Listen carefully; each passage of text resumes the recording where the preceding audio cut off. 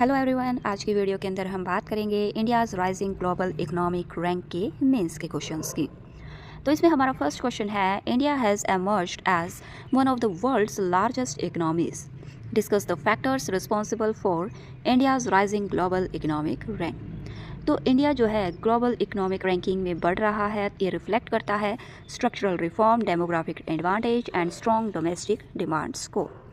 तो इसके की फैक्टर्स की हम बात करें तो डेमोग्राफिक डिवाइडेंट है, ये लार्ज वर्किंग एज पॉपुलेशन के लिए है और ग्रोइंग लेबर फोर्स सपोर्ट करती है प्रोडक्शन एंड कंजप्शन को। इकोनॉमिक रिफॉर्म्स में है GST unified the national market and insolvency and bankruptcy code improve करती है क्रेडिट कल्चर को। स्ट्रॉन्ग डोमेस्टिक डिमांड है because of expanding middle class and rising consumption in service and manufacturing. Digital transformation में आते हैं digital India, UPI and JAM trinity, ये boost करती है फॉर्मलाइजेशन एंड फाइनेंशियल इंक्लूजन को। गवर्नमेंट लीड कैपिटल एक्सपेंडिचर में है infrastructure push in roads, railway and logistics में and crowding in of private investment. Resilient service structure, ये IT, fintech and professional service export के लिए है।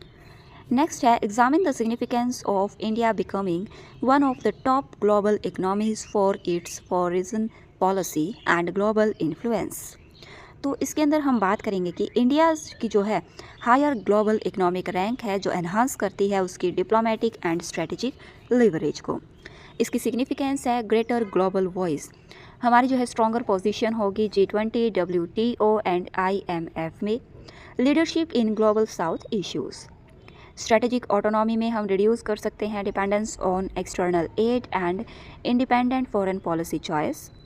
ट्रेड एंड इन्वेस्टमेंट अट्रैक्शन में हम प्रेफर कर सकते हैं डेस्टिनेशन फॉर ग्लोबल इन्वेस्टर्स की and strong negotiation power in trade agreement. Development partnership के अंदर आता है ability to support neighbouring and developing countries.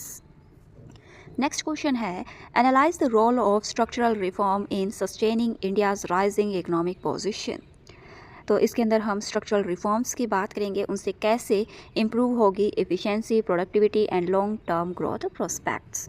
तो इसमें मेजर्स रिफॉर्म्स का बहुत बड़ा योगदान है जिसमें है GST, इसको सिंप्लीफाइड किया गया है इनडायरेक्ट टैक्सेशन के रूप में, इससे लॉजिस्टिक कॉस्ट कम हुई है।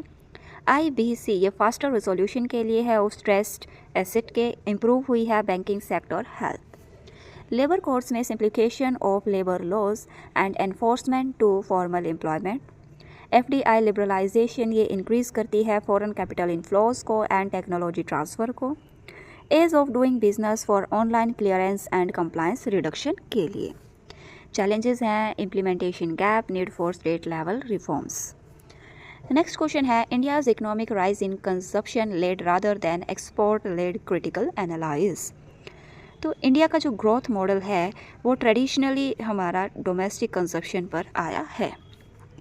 तो सपोर्टिंग आर्ग्यूमेंट्स की बात करें तो लार्ज डोमेस्टिक मार्केट से जो है राइज हुई है इनकम एंड अर्बनाइजेशन, जिससे ग्रोथ हुई है सर्विस सेक्टर में। लिमिटेड मैन्युफैक्चरिंग एक्सपोर्ट हुई है because of lower share in global manufacturing trade and dependence on service export. Limitation of consumption lead growth में है vulnerable to inflation and current account pressures. Recent shift देखने को मिला है PLI schemes में, जिससे बूस्ट होती है manufacturing export and make in India, जिनका फोकस है ग्लोबल वैल्यू चेन पर। अगला क्वेश्चन है, discuss the role of infrastructure development in improving India's global economic standing. Infrastructure जो है की अनेबलर है इकोनॉमिक ग्रोथ एंड कॉम्पिटिटिवनेस का। रोल क्या है इंफ्रास्ट्रक्चर का? इससे लोअर होगी logistic cost because of Bharatmala, Sagarmala and dedicated freight corridor की वजह से। बूस्ट करेगी manufacturing due to industrial corridor and logistic park की वजह से। एम्प्लॉयमेंट जनरेशन होगी because of large scale public work and private investment attraction because improve हुआ है ease of doing business. Next question है, despite rapid economic growth India face challenges in translation size into prosperity analyse. तो इसके अंदर हम बात करेंगे कि चैलेंजेस की। यहाँ पर लो पर कैपिटा इनकम है due to uneven growth distribution. Jobless growth हुई है, काफ़ी सारे स्लो एम्प्लॉयमेंट क्रिएशन है मैन्युफैक्चरिंग में। इनफॉर्मल सेक्टर डोमिनेट करता है due to low productivity and social scrutiny की वजह से, एंड ह्यूमन कैपिटल गैप्स हैं because of health and educational challenges. Way forward skill development and educational reforms लाने चाहिए, लेबर इंटेंसिव मैन्युफैक्चरिंग होनी चाहिए एंड इंक्लूसिव ग्रोथ पॉलिसीज होनी चाहिए। नेक्स्ट है, how does India's rising economic rank effect global supply chain. तो इस question के अंदर हम बात करेंगे कैसे इंडिया की इकोनॉमी जो है राइज कर रही है और वो रीशेप करती है ग्लोबल सप्लाई चेन को। इसका इम्पैक्ट है चाइनाज़ +1 स्ट्रेटजी। इंडिया जो है अल्टरनेटिव मैन्युफैक्चरिंग बेस बना है, सप्लाई चेन डाइवर्सिफाई हुई है due to reduce global concentration risk and integration into global value chain. इसमें इलेक्ट्रॉनिक्स, फार्मास्यूटिकल्स एंड ऑटोमोबाइल्स हैं। अगला क्वेश्चन है, India's rise in global economic ranking is not merely cyclic but structural, examine. तो इस question के अंदर हम बात करेंगे India rising among the world's top economic. ये रिफ्लेक्ट करती है deep structural change rather than short term growth fluctuations को। तो हम स्ट्रक्चरल फैक्टर्स की बात करेंगे जो कि राइज के पीछे हैं, जिसमें सबसे पहले है मैक्रो इकोनॉमिक स्टेबिलिटी। ये कंट्रोल करती है inflation and manageable fiscal deficit को एंड स्ट्रॉन्ग फॉरेक्स रिजर्व्स को। इंस्टीट्यूशनल रिफॉर्म्स में है GST created a unified national market and IBC strengthen करेगी बैंकिंग एंड क्रेडिट इकोसिस्टम को। फॉर्मलाइजेशन ऑफ इकोनॉमी के लिए है JAM Trinity, UPI and digital payments and expansion of tax base. Infrastructure push में आता है capital expenditure led growth model. ये improve करती है लॉजिस्टिक एंड कनेक्टिविटी को एंड डेमोग्राफिक एडवांटेज ये यंग एंड एक्सपैंडिंग वर्कफोर्स के लिए है।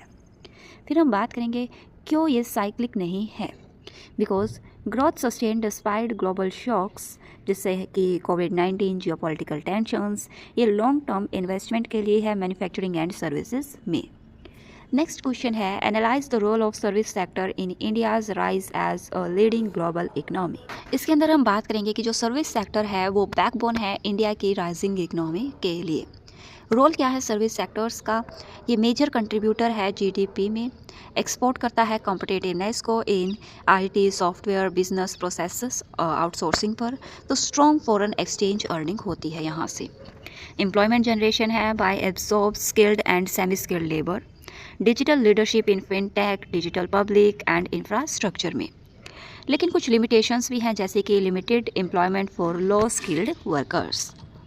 अगला क्वेश्चन है, discuss how India's rising economic rank strengthen its leadership role in the global south. तो इस क्वेश्चन के अंदर हम बात करेंगे क्या प्रभाव पड़ा है ग्लोबल साउथ लीडरशिप पर। Development assistance in infrastructure, digital public goods and vaccines में। मल्टीलेटरल इन्फ्लुएंस जो है लीडरशिप होगी हमारी G20, BRICS and south south corporation में। वॉइस फॉर डेवलपिंग कंट्रीज़ हम एडवोकेट कर सकते हैं उन क्लाइमेट फाइनेंस एंड डेब्ट रिलीफ में। And model for inclusive growth in digital public infrastructure as a replicable model. अगला क्वेश्चन है, to what extent can manufacturing lead growth sustain India's rise in global economic rank. तो इस question के अंदर हम बात करेंगे इंपॉर्टेंस ऑफ मैन्युफैक्चरिंग की। एम्प्लॉयमेंट क्रिएशन होगी by labour intensive industry, absorb करेगी सरप्लस लेबर को। एक्सपोर्ट ग्रोथ से रिड्यूस होगी current account deficit and value chain integration से पार्टिसिपेशन बढ़ेगा हमारा ग्लोबल मैन्युफैक्चरिंग नेटवर्क में। गवर्नमेंट इनिशिएटिव्स की बात करें तो प्रोडक्शन लिंक्ड इनिशिएटिव स्कीम्स हैं, जैसे कि make in India, industrial corridor. And challenges में आते हैं skill mismatch and land and labour constraints. Next question है, critically analyse the implications of India's rising economic rank on income inequality and regional disparities. तो इस question के अंदर हम की कंसर्न्स की बात करेंगे। सबसे पहले है इनकम इनइक्वालिटी, इससे ग्रोथ कंसंट्रेटेड है इन हाई स्किल सेक्टर में। रीजनल डिस्पैरिटीज है, खासकर southern and western state out perform others. And urban rural divide, यहाँ पर स्लोअर रूरल इनकम ग्रोथ है। इसमें गवर्नमेंट रिस्पॉन्स क्या है? Aspirational district programme, direct benefit transfer and infrastructure development in lagging regions. फिर हम कुछ प्रीलिम्स के MCQ डिस्कस करेंगे इस टॉपिक से रिलेटेड, जिसमें हमारा फर्स्ट MCQ है, India's rising global economic rank is primarily measured using, options are A per capita income, B. GDP at current pricing, C. Human Development Index, and D. Purchasing Power Party only. Correct answer is B. GDP at current pricing. Next, which of the following reforms helped create a unified national market in India? Options are A. FRBM Act, B. GST, C. IBC, and D. FDI policy. Correct answer is B GST. Explanation को देखने के लिए आप video को pause कर देख सकते हैं. नेक्स्ट MCQ है, consider the following statement regarding India service sector. It is the largest contributor to GDP. Second, it is the major source of foreign exchange earnings. And third, it employs the majority of India's workforce. Which of the statements are correct? Correct answer is A, 1 and 2 only. Next, the China Plus One strategy benefits India primarily because of options are A, lower inflation, B. Larger forex reserves, C. Supply chain diversification, and D. Higher agriculture productivity. Correct answer is C. Supply chain diversification. Next, which of the following government initiative is most directly aimed at boosting manufacturing exports? Options are A. Digital India, B. PLI scheme, C. PMJDY, and D. AMRUT. Correct answer is B. PLI scheme. Next, despite India's high GDP rank, which indicator highlight its development challenge? Options are A. Fiscal deficit, B. Inflation rate, C. Per capita income, and D. Forex reserves. Correct answer is C. Per capita income. आज की video में बस इतना ही. Please like share and subscribe my channel for more videos. Thank you.